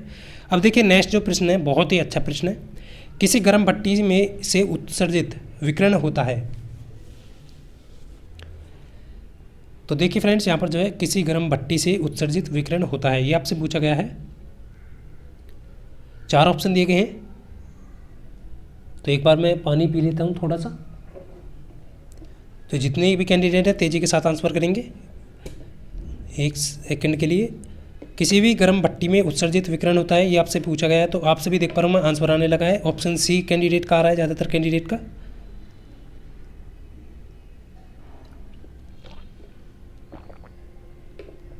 बिल्कुल देख पा रहा हूँ मैं, बिल्कुल सही हो जाएगा इसका। सी जितने भी कैंडिडेट सी दे रहे हैं बिल्कुल सही है। देखिए सी कैंडिडेट जो दे रहे हैं अवरक्त किरण, अवरक्त होंगी बिल्कुल, यहाँ पर अवरक्त हो जाएगी बिल्कुल। उत्सर्जित विकिरण क्या होती है? अवरक्त होगी। तो ऑप्शन सी करेक्ट हो जाएगा। जितने भी कैंडिडेट यहाँ पर अवरक्त दे रहे हैं बिल्कुल सही है। चलिए नेक्स्ट और प्रश्न देख लेते हैं यहाँ पर, क्योंकि इसमें कुछ ज़्यादा है नहीं आपका। नेक्स्ट आपका कौन सा उपकरण ध्वनि तरंगों को विद्युत संकेतों में परिवर्तित करता है? देखिए कौन सा उपकरण है जो ध्वनि तरंगों को, आपको संकेत जो होते हैं ध्वनि तरंगों को विद्युत संकेतों में परिवर्तित करता है?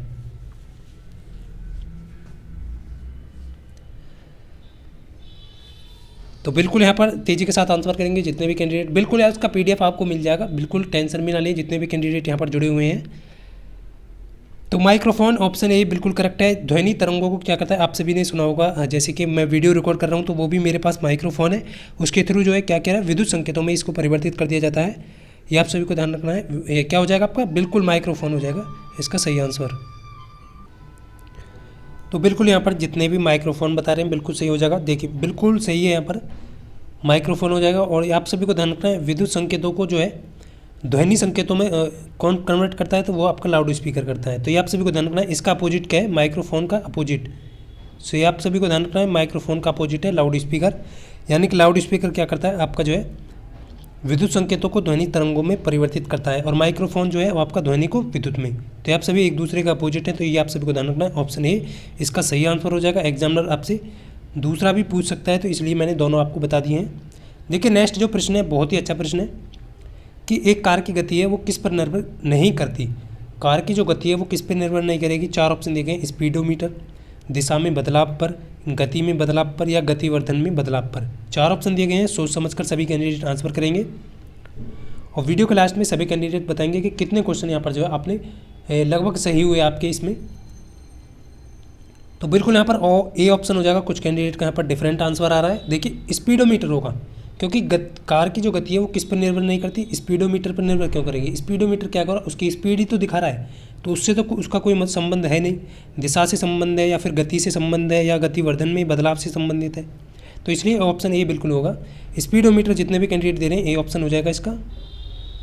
देखिए नेक्स्ट प्रश्न देखते हैं। नेक्स्ट आपका बहुत ही ज़बरदस्त है। यहाँ पर देखिए आपको दिए गए हैं, सही उत्तर का मिलान कीजिए। 4 ऑप्शन यहाँ पर दिए गए हैं, आपको क्या करना है? इनका मिलान करना है, यानी कि कौन सा किसके साथ संबंधित रखता है। देखिए ऑप्शन यहाँ पर जो है जल्दी से सभी करेंगे। 4 ऑप्शन यहाँ पर दिए गए हैं, यहाँ से जो है आपके 4 प्रश्न कंप्लीट हो जाते हैं। तो देखिए कार्य को आप सभी जानते हैं, कार्य की इकाई आप सभी जानते हैं, जूल होगी यहाँ पर, यानी कि डी ऑप्शन होगा, ए का डी। शक्ति आप सभी जानते हैं, यहाँ पर बैटरी। नेक्स्ट आपका बैटरी जो है आपका रासायनिक ऊर्जा को क्या करती है? विद्युत ऊर्जा में करती है। तो ऑप्शन यहाँ पर इस तरीके से मिलान हो जाएगा, ए से हो जाएगा सेकंड का। शक्ति क्या होता है? शक्ति आपकी क्या करती है? तो फ्रेंड्स ये है आपका किलोवाट घंटा। शक्ति को मापने के लिए क्या करते हैं हम? किलोवाट घंटा का यूज करते हैं। और माइक्रोफोन जो आपका ध्वनि ऊर्जा को विद्युत ऊर्जा में कन्वर्ट करती है। तो ऑप्शन ए बिल्कुल सही है। जितने भी कैंडिडेट ए ऑप्शन दे रहे हैं बिल्कुल सही हो जाएगा आप सभी का। ए ऑप्शन बिल्कुल सही है। बिल्कुल जितने भी कैंडिडेट ए दे रहे हैं बिल्कुल सही हो जाएगा। ए ऑप्शन इसका बिल्कुल सही है। चलिए नेक्स्ट प्रश्न की तरफ चलते हैं। देखिए नेक्स्ट प्रश्न है, औसतन कितनी बार बिजली जो है धरती पर गिरती है? एवरेज पूछा गया है। यहाँ पर 4 ऑप्शन दिए गए हैं। ऑप्शन के अकॉर्डिंग आपको यहाँ पर आंसर देना है कि औसतन कितनी बार जो है बिजली धरती पर गिरती है। तो यहाँ पर जो है राइट आंसर क्या हो जाएगा? ऑप्शन ए बिल्कुल सही है। ऑप्शन ए, जितने भी कैंडिडेट का ऑप्शन ए आ रहा है, प्रति सेकंड 100 बार, प्रति सेकंड जो है यानी कि 1 सेकंड में 100 बार, ये आपका बिल्कुल सही है। ऑप्शन ए करेक्ट हो जाएगा। क्या हो जाएगा? ऑप्शन ए बिल्कुल कैंडिडेट, जितने भी कैंडिडेट, यानी कि प्रति सेकंड 100 बार हो जाएगा इसका सही आंसर। चलिए फ्रेंड्स नेक्स्ट का प्रश्न आपके सामने, एमआरआई का संक्षिप्त रूप क्या होगा? सभी कैंडिडेट तेज़ी के साथ आंसर करेंगे। और देखिए यहाँ पर जो है उम्मीद करता हूँ मैं जितने भी कैंडिडेट जुड़े हुए हैं सभी जो वीडियो को लाइक कर दिया होगा, और इसका जो PDF है वो आपको मिल जाएगा डिस्क्रिप्शन से। बहुत सारे कैंडिडेट कहते हैं कि सर PDF डाउनलोड नहीं हो रहा है, तो आपको क्या करना है, टेलीग्राम ओपन करना है, उसमें जो है चैनल नेम आपसे भी जानते हैं उसको जो है सर्च करना है, यानी कि गांव तक रोजगार स्टडी आपको सर्च करना है, तो वहाँ पर आपको मिल जाएगा टेलीग्राम। उसे ज्वाइन करके आप आसानी से PDF प्राप्त कर सकते हैं और उसे रिवाइज कर सकते हैं। देखिए MRI का यहाँ पर क्या करना, आप देखिए MRI का संक्षिप्त रूप पूछा है, तो ये क्या हो जाएगा, मैग्नेटिक रेजोनेंस इमेजिंग। तो ऑप्शन कौन सा हो जाएगा, बी ऑप्शन बिल्कुल सही है। जितने भी candidate be magnetic resonance imaging हो जाएगा इसका बिल्कुल, यानी कि चुंबकीय अनुनाद प्रतिबिंब। इमेजिंग मतलब होता है प्रतिबिंबन, तो ये हो जाएगा बिल्कुल यहाँ पर बी ऑप्शन। जितने भी दे रहे हैं बिल्कुल, तो बी ऑप्शन MRI का फुल फॉर्म हो जाएगा, MRI का फुल फॉर्म हो जाएगा यहाँ पर, बिल्कुल सही है। नेक्स्ट प्रश्न की तरफ चलेंगे। देखिए नेक्स्ट जो प्रश्न है बहुत अच्छा है कि लेजर के प्रयोग से होने वाली 3D इमेजिंग प्रक्रिया क्या कहलाती है। तो ये आपसे पूछा गया है कि लेज़र के प्रयोग से होने वाली 3D इमेजिंग प्रक्रिया क्या कहलाती है। 4 ऑप्शन यहाँ पर दिए गए हैं, सभी कैंडिडेट तेज़ी के साथ आंसर करेंगे और लेज़र की फुल फॉर्म भी आपसे एग्जामिनर पूछ सकता है। तो पहले आपको इसका आंसर देना है, उसके बाद लेज़र की फुल फॉर्म का भी आपको टाइप करना है कि क्या हो जाएगी। देखिए यहाँ पर जो है आंसर आने लगा है, क्या हो जाएगा फ्रेंड्स, इसका 3D इमेजिंग की प्रक्रिया कहलाती है। तो कौन सी कहलाती है, होलोग्राफी, बिल्कुल ए ऑप्शन होगा, होलोग्राफी होगा ना कि कार्डियोग्राफी। होलोग्राफी ए ऑप्शन बिल्कुल सही है। और होलोग्राफी जो तकनीकी थी ये क्या है कि किसी वस्तु से निकलने वाले प्रकाश को रिकॉर्ड करके उसे पुनः निर्मित करें, यही तो है आपका लेज़र। तो होलोग्राफी तकनीकी के द्वारा ही इसको जो है 3D इमेजिंग में कहलाती है, ये आप सभी को ध्यान रखना है।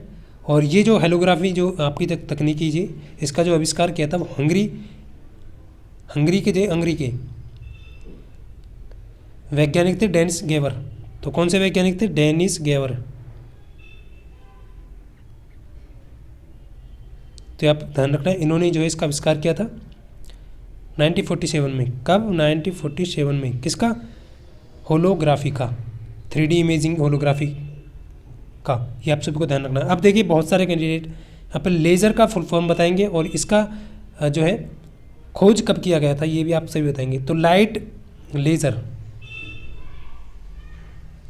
तो लेज़र का फुल फॉर्म क्या हो जाएगा, light amplification stimulated emission of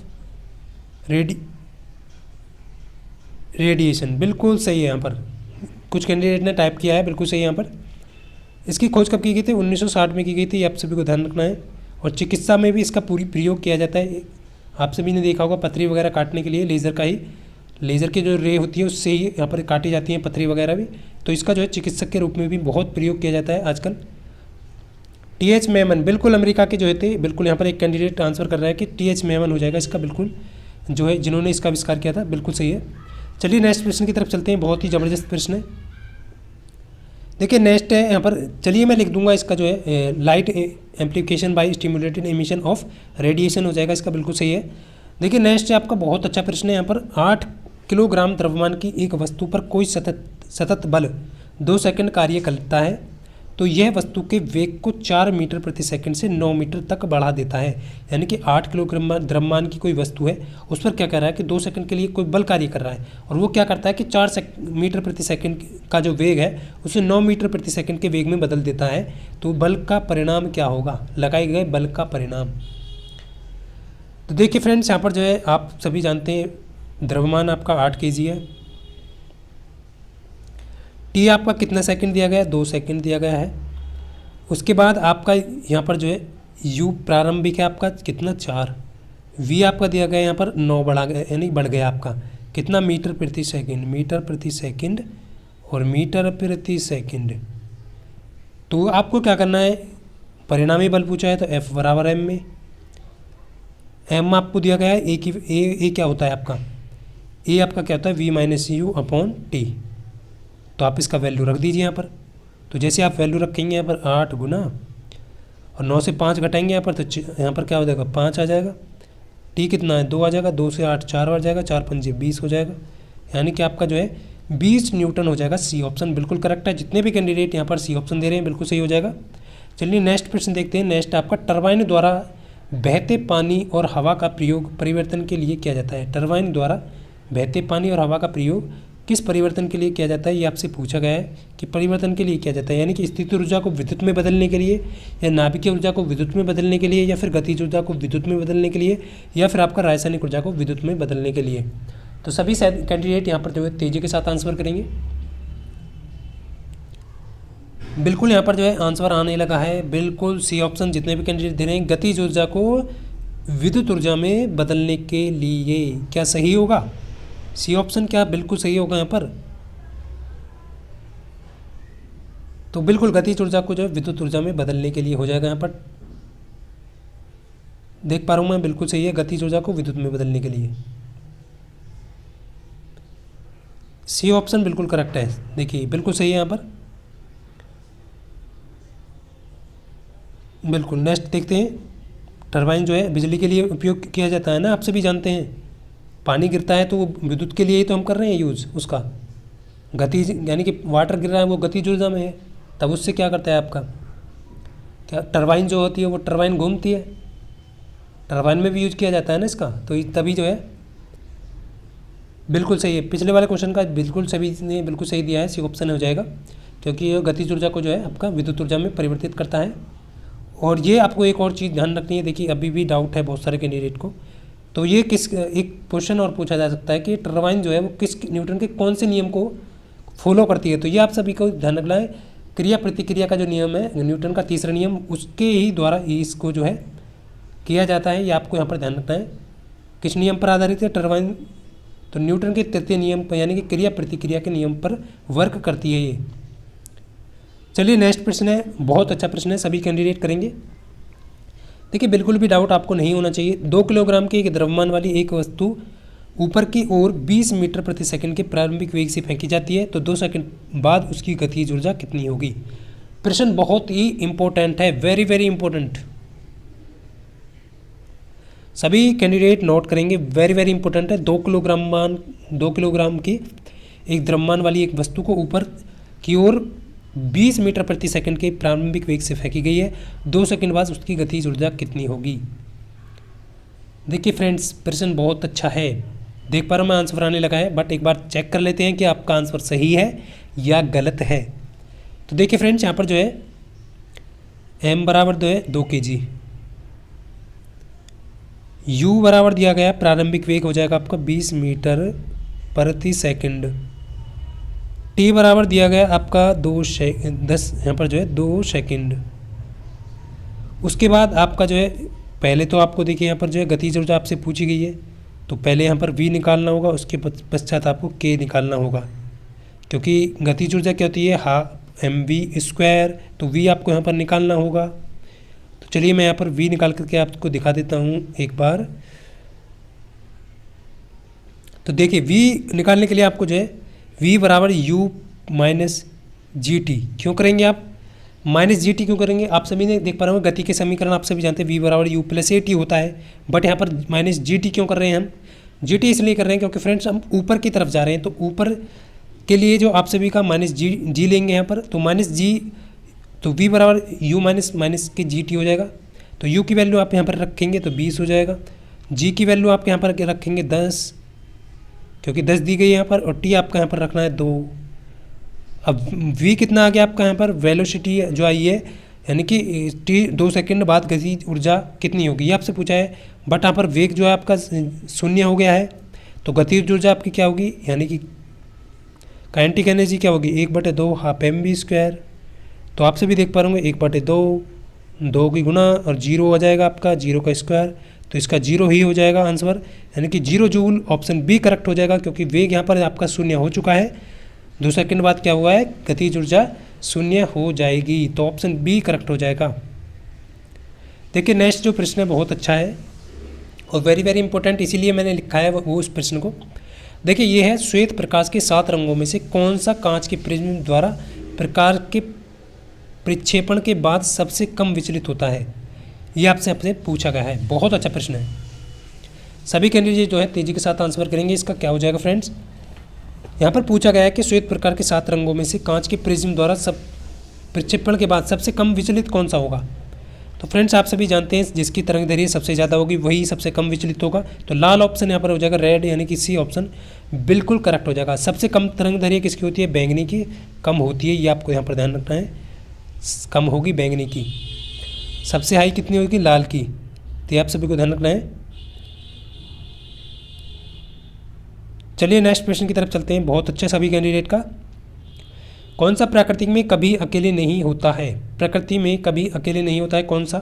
4 option दिए गए हैं, जड़त्व है, संवेग है, बल है, वेग है।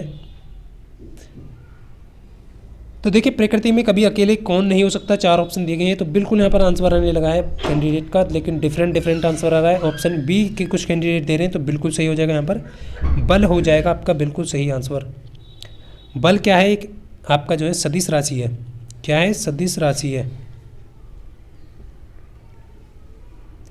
तो ये आप सभी को ध्यान रखना है, वो जो है कभी भी अकेले नहीं होता, संयुक्त रूप से आपको मिलेगा। ये संयुक्त अवस्था में पाया जाता है बल, ये आप सभी को ध्यान रखना है, क्योंकि एक ही वस्तु दूसरी वस्तु पर बल लगाती है।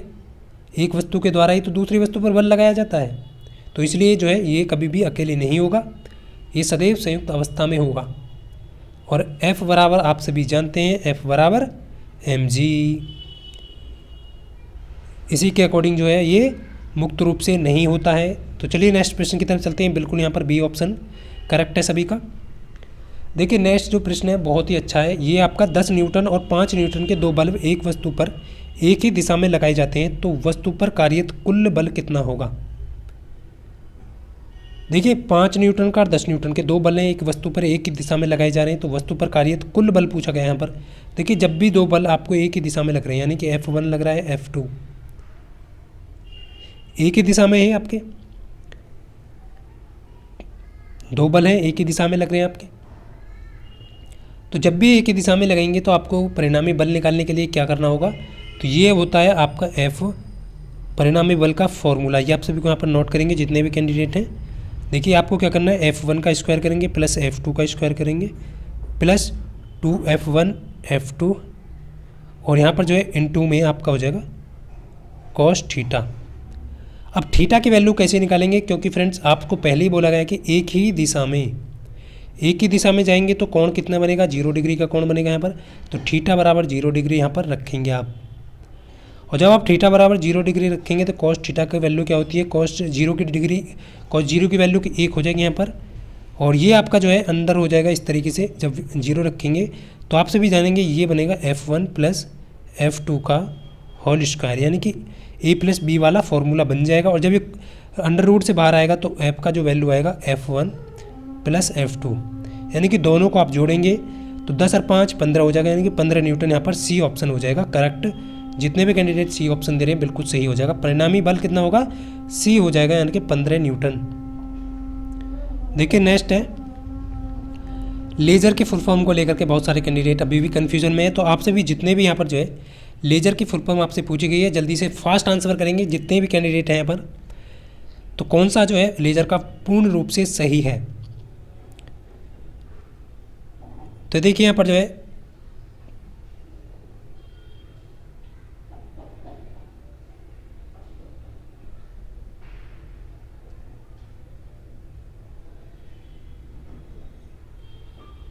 तो बिल्कुल यहाँ पर डी ऑप्शन देख पा रहा हूँ मैं, कैंडिडेट का बिल्कुल सही आ रहा है। बहुत सारे कैंडिडेट बिल्कुल यहाँ पर देख पा रहा हूँ, light amplification by stimulated emission, emission बोलते हैं इसे, एमिएशन ऑफ रेडिएशन।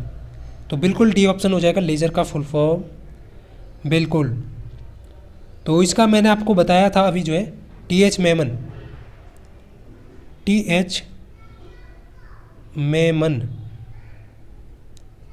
इसकी जो खोज की थी TH मेमन ने की थी, कब की थी? 1960 में की थी। ये आपको यहाँ पर ध्यान रखना है, वेरी वेरी इंपॉर्टेंट है।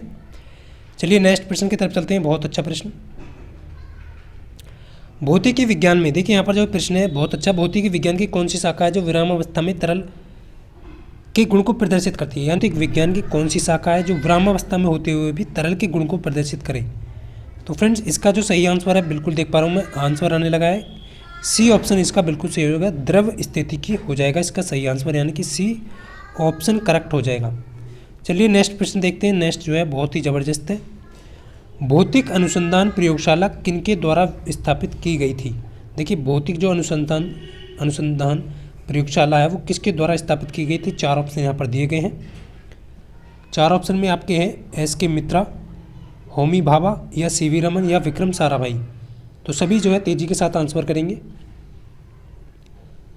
बिल्कुल यहाँ पर डी ऑप्शन जितने भी कैंडिडेट दे रहे हैं डी ऑप्शन हो जाएगा इसका सही आंसर। क्या हो जाएगा, विक्रम साराभाई।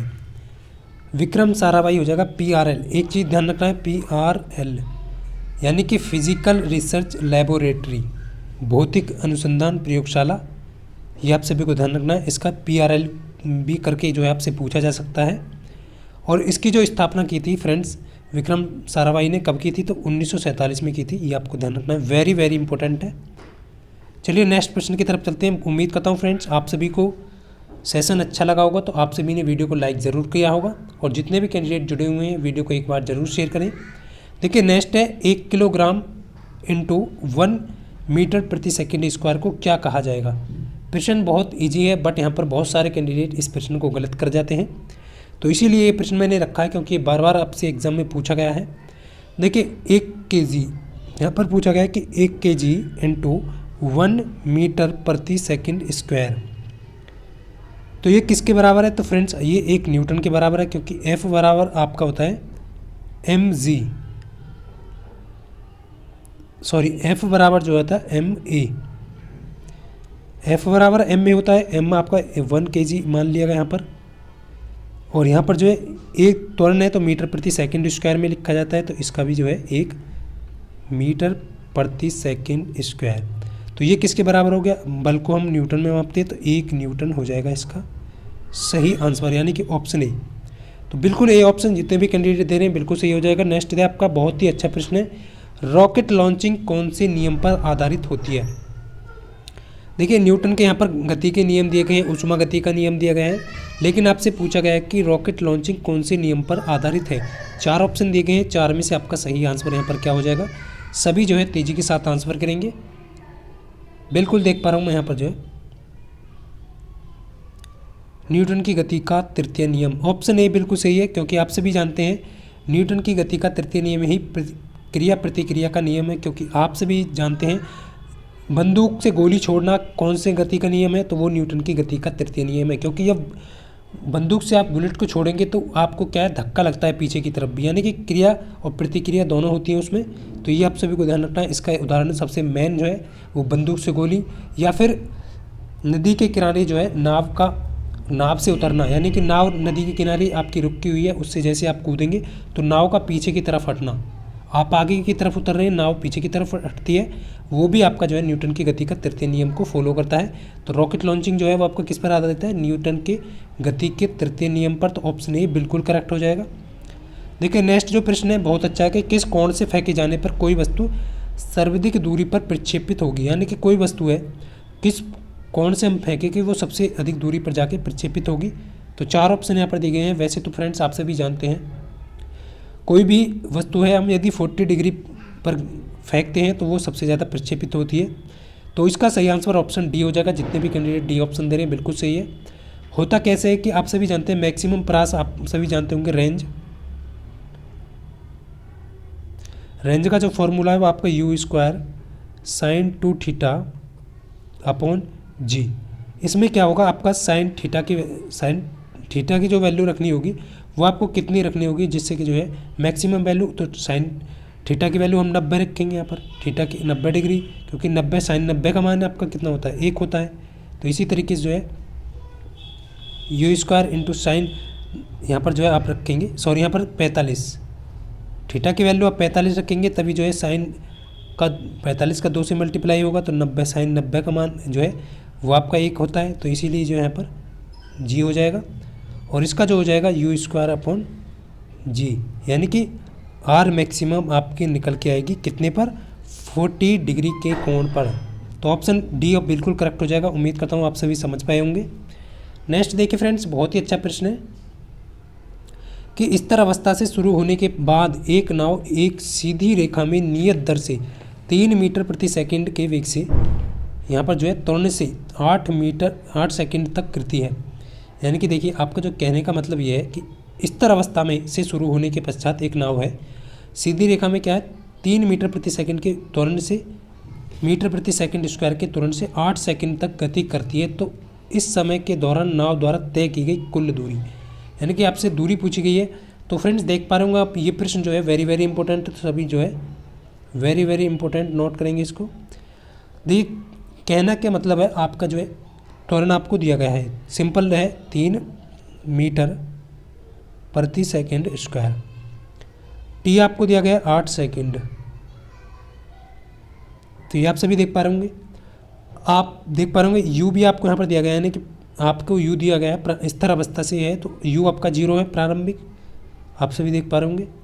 अब आपसे पूछा है कि दूरी, तो दूरी का फॉर्मूला आप सभी जानते हैं, गति के समीकरण के द्वारा किससे अलग कौन सा समीकरण लगेगा यहाँ पर, एस बराबर u t plus half a t square, ये फॉर्मूला आपको लगा देना है। ए की वैल्यू आपको यहाँ पर पुट कर देनी है, टी की वैल्यू पुट कर देनी है, ये आपका 0 हो जाएगा क्योंकि यू की वैल्यू 0 है आपका, तो ये तो आपका 0 हो गया, प्लस यहाँ पर जो है 1/2, ए कितना दिया गया 3 और टी कितना दिया गया 8, तो 8 × 8 2 बार करना है और ये 4 बार जाएगा, 8 × 32 दिया जो है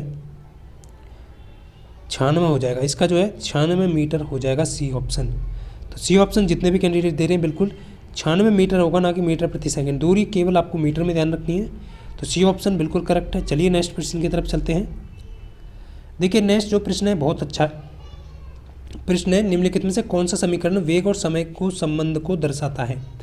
देखिए वेरी वेरी इंपॉर्टेंट प्रश्न है, क्योंकि इस प्रकार का प्रश्न आपसे परीक्षा में पूछा जा सकता है, क्योंकि यहाँ पर दिया गया है कि समीकरण वेग और समय के संबंध को कौन सा समीकरण दर्शाता है, तो बहुत ही इंपॉर्टेंट है। यहाँ से 3 प्रश्न आपके एग्जाम में बन सकते हैं, तीनों को आपको ध्यान रखना है किस तरीके से बनेंगे। वेग और समय के संबंध को कौन सा समीकरण दर्शाता है, तो 4 ऑप्शन यहाँ पर दिए गए हैं, गति के समीकरण दिए गए हैं, तीनों आप सभी यहाँ पर देख पा होंगे।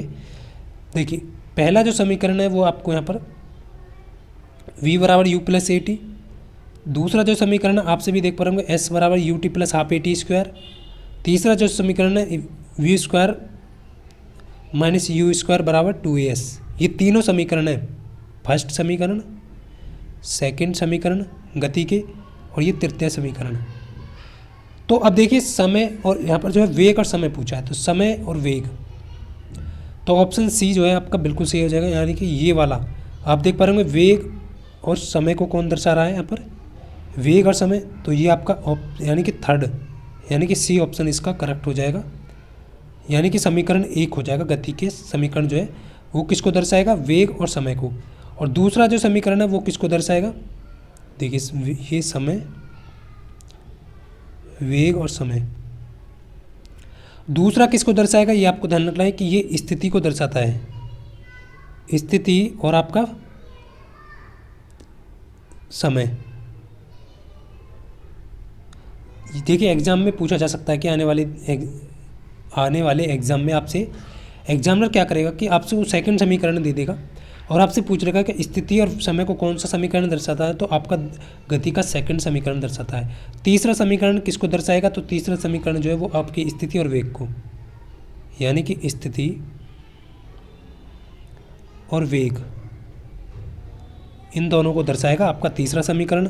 पहला किसे दर्शाएगा, वेग समय को, दूसरा स्थिति समय को, तीसरा स्थिति वेग को। तो ये तीनों ही वेरी वेरी इंपॉर्टेंट है आपके लिए, तो आप सभी नोट करें, बट इसका सही आंसर ऑप्शन सी करेक्ट हो जाएगा। चलिए नेक्स्ट प्रश्न की तरफ चलते हैं, उम्मीद करता हूँ आप सभी समझ पाए होंगे। देखिए नेक्स्ट जो प्रश्न है वो है, यदि एक ट्रॉली ब्रह्मावस्था से 2 मीटर प्रति सेकंड के त्वरण से गतिमान होती है तो 4 सेकंड बाद उसका वेग क्या होगा। देखिए ब्रह्मावस्था से सीधा सीधा बात बोल रहे हैं कि प्रारंभिक वेग जो आपका 0 है। ए बराबर दिया गया है 2 मीटर प्रति सेकंड स्क्वायर, यानी कि त्वरण आपको दिया गया है। टी भी आपको यहाँ पर दिया गया है 4 सेकंड। आपसे वेग पूछा है तो आपको यहाँ पर कौन सा समीकरण लगाना होगा, तो v बराबर यू प्लस ए टी, ये आपको लगाना है। v बराबर यू प्लस ए टी, क्योंकि आपसे पूछा क्या गया है, वे पूछा है तो वे अगर आपको निकालना है। u आपका 0 है, ए आपका कितना है 2 है, टी कितना आपका 4 है, तो 4 दूनी 8, तो सही आंसर क्या हो जाएगा इसका, मीटर प्रति सेकेंड, 8 मीटर प्रति सेकेंड, यानी कि ए ऑप्शन करेक्ट हो जाएगा। बिल्कुल सभी कैंडिडेट का ए ऑप्शन बिल्कुल सही है इसका। चलिए नेक्स्ट प्रश्न की तरफ चलते हैं। नेक्स्ट प्रश्न आपके सामने है, किसी दोलक द्वारा एक आयाम पूरा करने में लिया गया समय क्या कहलाता है। प्रश्न बहुत आसान है, किसी दोलक द्वारा एक आयाम पूरा करने में लिया गया समय क्या कहलाएगा, तो फ्रेंड्स आवर्तकाल कहलाएगा। तो बी ऑप्शन इसका करेक्ट हो जाएगा। और आप सभी को ध्यान रखना है फ्रीक्वेंसी का उल्टा जो है आपका आवर्तकाल होता है, ये आपको ध्यान रखना है, ये बहुत ही इंपॉर्टेंट है। तो बी ऑप्शन इस क्वेश्चन का सही आंसर हो जाएगा। चलिए नेक्स्ट क्वेश्चन की तरफ चलते हैं। और देख पा रहा हूँ मैं फ्रेंड्स कैंडिडेट जो है सेशन को छोड़ कर जाने लगे हैं, क्योंकि उन्हें क्वेश्चन जो है सही नहीं लग रहे हैं। तो बट वही रुकेगा लास्ट तक जिसे सिलेक्शन चाहिए।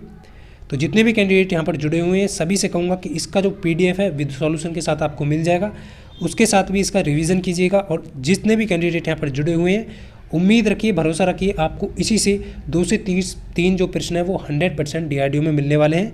तो ये सेशन इसीलिए आपके लिए बनाया गया है जिससे कि आपको मदद हो सके। अब देखिए यहाँ पर जो है, यदि 2 वस्तुओं के द्रव्यमान को 3 गुना कर दिया जाए तो दोनों वस्तुओं के बीच बल क्या होगा। प्रश्न बहुत इंपॉर्टेंट है। तो यहाँ पर पूछा गया है कि 2 वस्तु हैं, तो यहाँ पर जो है क्या हो जाएगा इसका, तो 2 वस्तुओं के द्रव्यमान को 3 गुना कर दिया जाए। यानी कि देखिए आप सभी ने रिलेशन पढ़ा होगा, न्यूटन का गुरुत्वाकर्षण नियम आप सभी जानते हैं, F बराबर Gm1 m2 अपॉन r², ये आप सभी ने पढ़ा होगा। अब यहाँ पर कह रहे हैं 2 द्रव्यमानों को 3 गुना कर दिया जाए। देखिए 2 द्रव्यमान है इसके, तो 3 गुना करना है इनको। तो यहाँ पर जो है आप सभी देख पा रहे होंगे, ये तो हो गया F। अब F1 आप यहाँ पर F1 निकालेंगे यहाँ पर। तो देखिए F1 मान लीजिए, ये F1 हो गया आपका, और ये हो गया आपका F1, और ये F2 मान लीजिए आप, सॉरी यहाँ पर ये F1 हो गया और ये F2 आपको निकालना है। तो देखिए यहाँ पर जो है G हो गया आपका, M1 को कितना गया 3 गुना, तो 3 M1 हो जाएगा। इसी प्रकार 3 गुना M2 हो जाएगा, और इसी प्रकार r²। अब देखिए यहाँ पर जो है 3 3 9 हो जाएगा आपका ये, और ये हो जाएगा Gm1 into M2 upon r²। अब देख पा रहे होंगे इसकी जो वैल्यू है वो आपको F के बराबर, F1 के बराबर है। तो F2 का वैल्यू जो आ जाएगा वो आ जाएगा 9F1, यानी कि कितने गुना है वो आपका बल जो है 9 गुना हो जाएगा। पहले का कितना हो जाएगा 9 गुना हो जाएगा। तो ऑप्शन सी बिल्कुल करेक्ट है। जितने भी कैंडिडेट यहाँ पर सी दे रहे हैं बिल्कुल सही हो जाएगा। चलिए नेक्स्ट प्रश्न है, बहुत ही अच्छा प्रश्न है। निम्न में से कौन सा कथन असत्य है।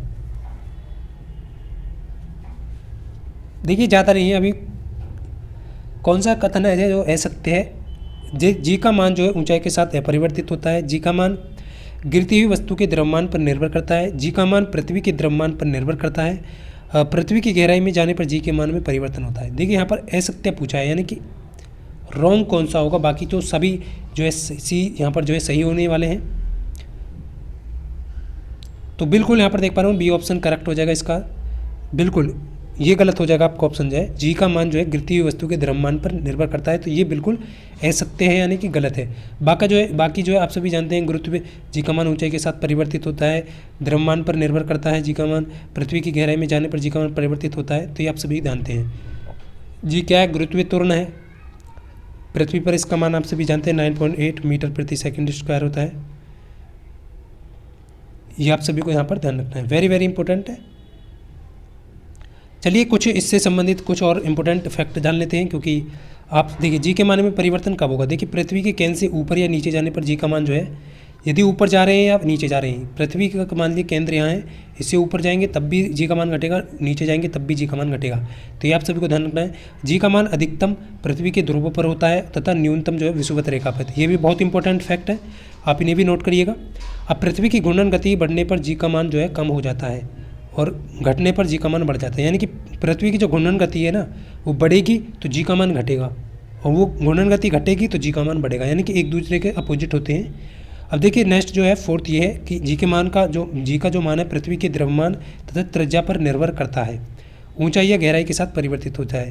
तो ये आप सभी को फैक्ट ध्यान रखने वेरी वेरी इंपॉर्टेंट है। चलिए नेक्स्ट प्रश्न देख लेते हैं, बहुत ज़बरदस्त प्रश्न है।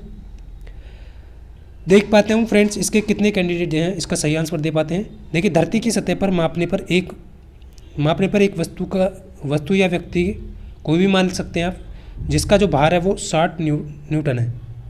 तो 60 न्यूटन है इसका, कोई भी वस्तु या व्यक्ति है, कहाँ पर है, पृथ्वी पर है। तो चंद्रमा की सतह पर मापने पर इसका भार क्या होगा। देखिए फ्रेंड चंद्रमा की सतह पर हम इसका भार मापेंगे तो आप सभी जानते हैं पृथ्वी पर जो गुरुत्वीय त्वरण का मान होगा उसका 1/6 जो है चंद्रमा की सतह पर भार होगा। ये आप सभी को यहाँ पर ध्यान रखना है। यानी कि चंद्रमा की सतह पर जो भार होगा पृथ्वी की सतह का 1/6 होगा। तो पृथ्वी की सतह पर कितना है, 60 है। तो चंद्रमा पर कितना होगा, पृथ्वी की सतह का 1/6 यानी कि 10 न्यूटन। तो इसको अब आंसर हो जाएगा 10 न्यूटन, यानी कि ए ऑप्शन बिल्कुल करेक्ट हो जाएगा। ये आप सभी को यहाँ पर ध्यान रखना है, वेरी इंपॉर्टेंट है। अब देखिए नेक्स्ट जो प्रश्न है ये बहुत ही इंपॉर्टेंट प्रश्न है और बहुत सारे कैंडिडेट जो हैं इसे गलती करने वाले हैं। तो यहाँ पर जो है सभी कैंडिडेट जो है इसका कमेंट बॉक्स में आंसर करेंगे। वीडियो ऑफलाइन होने के पश्चात देख पाता हूँ कितने कैंडिडेट हैं जो इसका सही से आंसर दे पाएंगे। लेकिन आपको क्वेश्चन को पढ़ना है। 60 ग्राम दिया गया है आपको द्रव्यमान, पृथ्वी का द्रव्यमान जो है, चंद्रमा पर उस व्यक्ति का द्रव्यमान आपसे पूछा गया है। ये एक प्रश्न आपके लिए हो गया और एक होमवर्क प्रश्न जो आपके लिए ये हो गया। यानी कि होमवर्क का मतलब यही है कि वीडियो ऑफलाइन होने के पश्चात आपको इन दोनों प्रश्नों के आंसर करने हैं। दूसरा नंबर ये हो गया कि अंतरिक्ष यान के अंदर अंतरिक्ष यात्री का वजन क्या महसूस करता है। अंतरिक्ष यान के अंदर जो है अंतरिक्ष यात्री जो होगा वो अपना वजन क्या महसूस करेगा, ज़्यादा करेगा, शून्य करेगा, कम करेगा या जी फोर्स पर निर्भर करता है। यानी कि दोनों प्रश्नों के आप आंसर कर सकते हैं। उम्मीद करता हूँ आप सभी जो है इस सेशन को सारा PDF आप सभी को वीडियो के डिस्क्रिप्शन से मिल जाएगा। सभी कैंडिडेट को ये सेशन बहुत अच्छा लगा होगा तो वीडियो को लाइक करना, अपने सभी दोस्तों के साथ शेयर करना। मिलते हैं फ्रेंड्स नेक्स्ट वीडियो में, तब तक के लिए सभी को जय हिंद, वंदे मातरम।